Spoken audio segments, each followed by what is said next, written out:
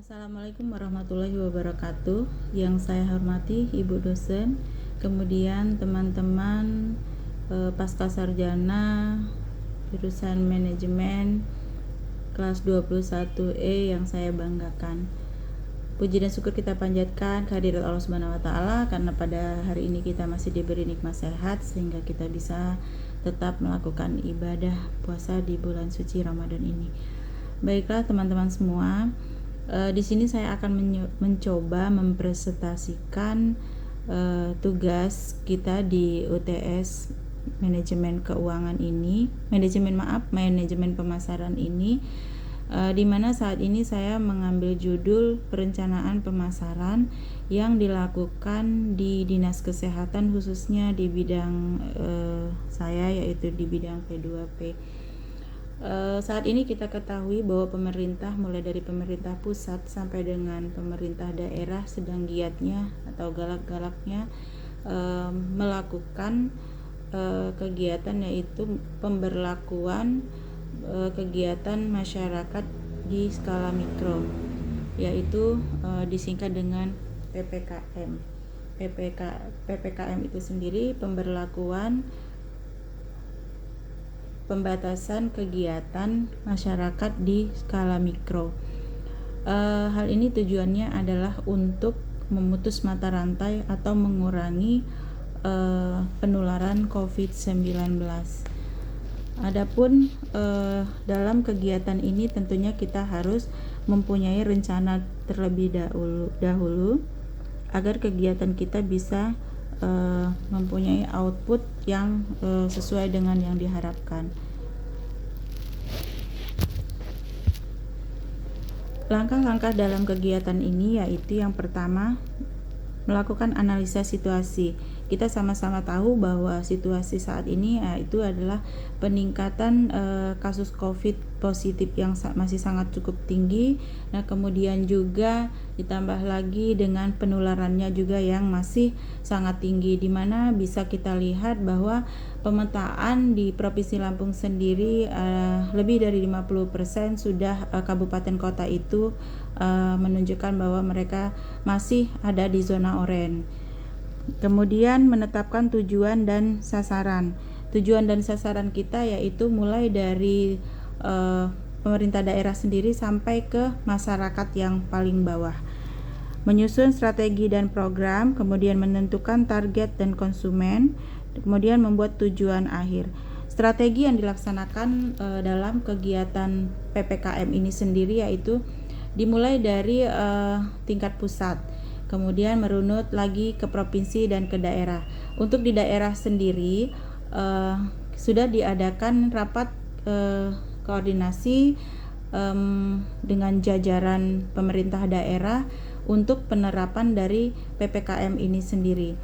Kemudian dari pemerintah daerah tentunya dilanjutkan lagi ke pemerintah tingkat kecamatan sampai dengan tingkat pekon, di mana dalam pelaksanaan PPKM ini sendiri kita melibatkan satuan tugas yang ada mulai dari kabupaten sampai dengan tingkat pekon. Satuan-satuan tugas itu yang terdiri dari unsur-unsur seperti dari kepolisian, dari Kodim, kemudian dari pemerintah daerah itu sendiri, kemudian dari dinas-dinas terkait seperti Bapeda, kesehatan, sosial, dan sebagainya. Begitu juga nanti di tingkat kecamatan tentunya ada unsur Uspika yang terkait sampai dengan tingkat pekon.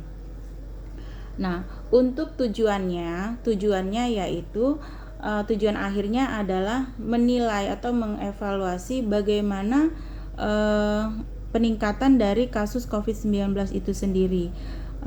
Seyogyanya apabila PPKM ini diterapkan dengan baik oleh satgas-satgas yang terlibat, maka diharapkan penularan akan bisa teratasi, bisa dibatasi, sehingganya kasus COVID-19 juga akan bisa kita tekan. Tidak terjadi pelonjakan atau zonanya itu akan menurun, bukan menjadi zona kuning menjadi zona oranye gitu, tapi diharapkan zona kuning menjadi zona hijau. Untuk kegiatan yang dilakukan di masyarakat yaitu untuk kabupaten kota misalnya di kegiatan di perkantoran itu 50% untuk kehadirannya. Kemudian di tingkat sekolah-sekolah itu akan dilakukan kembali, yaitu metode daring, tetap dilakukan kembali metode daring. Nah, kemudian untuk di masyarakat seperti tempat-tempat pembelanjaan, pusat-pusat perbelanjaan itu ditutup maksimal dari sampai dengan jam 9 malam. Contoh-contohnya seperti itu.